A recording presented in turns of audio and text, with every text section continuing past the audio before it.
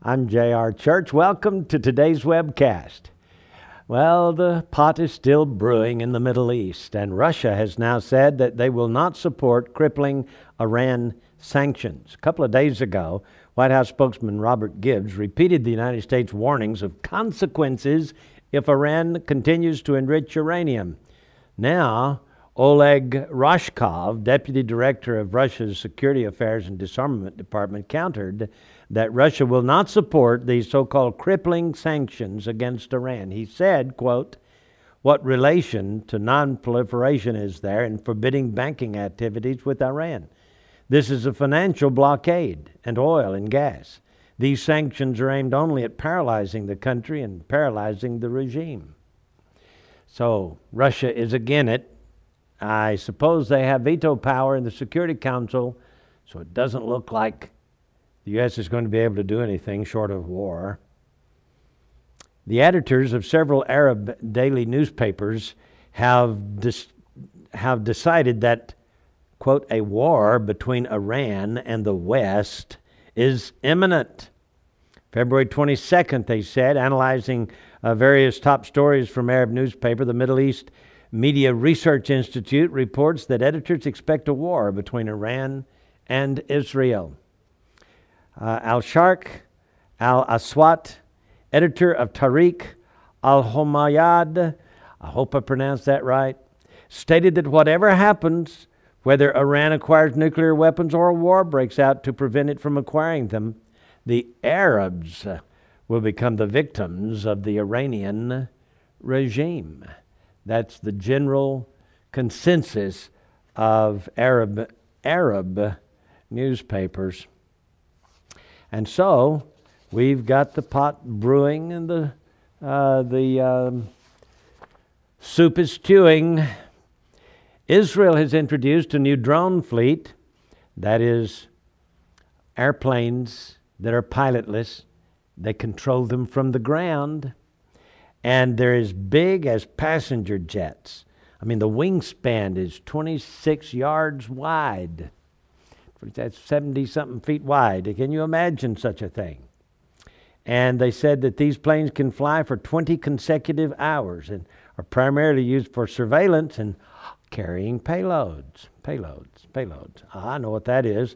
The number of planes in the fleet was not disclosed, but they did say that the planes can fly as far as Iran. This comes from the Jerusalem Post. By the way, early models of these drones were used during Israel's Gaza war last year. And then Iran's supreme leader denies nuclear report claims. A report from the UN atomic watchdog, the IAEA, raised international concern that Iran's nuclear weapons program was more advanced than previously thought. Even Russia said it was very alarmed over the report. According to the unusually forthright report by the International Atomic Energy Agency, Iran's level of cooperation with the agency was decreasing, adding to concerns about possible military dimensions to its nuclear program. Iran's Ayatollah Ali Khamenei responded by simply saying that such fears were baseless, as Iranian beliefs bar us from using such weapons. But Ahmadinejad said Iran will retaliate against sanctions, facing the threat of new serious sanctions from the international community. Iranian President Mahmoud Ahmadinejad warned that any country that tried to impose new sanctions on Iran would regret its actions. A joint letter from the United States, Russia, and France expressed concern about Tehran's nuclear work, said its decision to escalate uranium enrichment rather than implement a nuclear fuel swap was unjustified.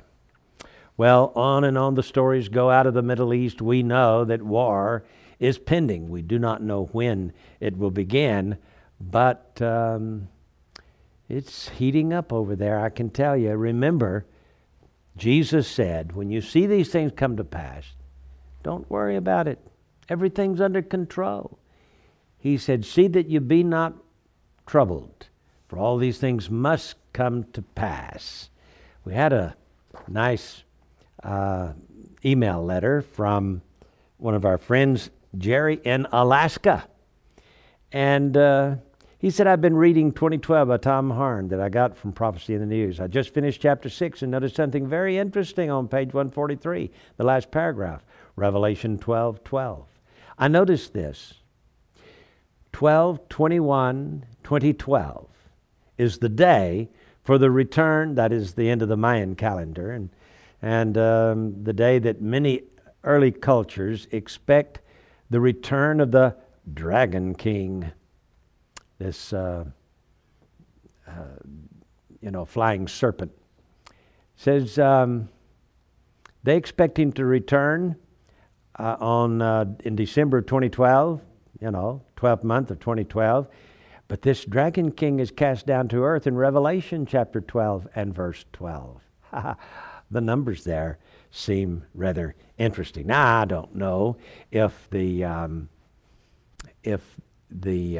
Dragon King is coming back in the year 2012, but it is just kind of interesting, that in Revelation chapter 12 and verse 12, he's kicked out of heaven, comes down here to the earth. Woe to the inhabitants of the earth, for the devil is come down to you, knowing he hath but a short time. I don't know exactly whether the year 2012 will be the date or not, but thanks, Jerry, for the tidbit there, and I'll pass that along to the folks around here and to all of our constituency out there on the internet. God bless every one of you.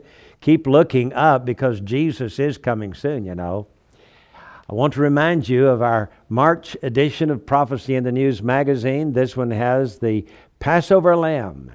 Inside the story, the cover story is the modern Sanhedrin and the coming of the Korban Pesach. That is the sacrifice of Passover. And for the first time in nearly 20 centuries, Israel is going to be sacrificing Passover lambs this March 29th and eating roasted lamb for supper, the Passover supper. For centuries they've had nothing but a shank bone on the plate.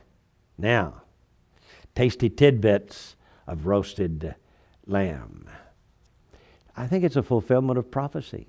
You remember, the Antichrist is going to stop the sacrifices. Well, there have to be sacrifices for him to stop them. So this may well be the fulfillment of biblical prophecy. Wow. Say, get this magazine by calling the phone number at the bottom of your screen, 1-800-475-1111. And when you call, why not subscribe? If you will, ask about the bonuses. You can get 4 free books, a $48 value, or 3 free videos. So, subscribe today, will you? I'm J.R. Church. We'll see you again tomorrow with our analysis of the news.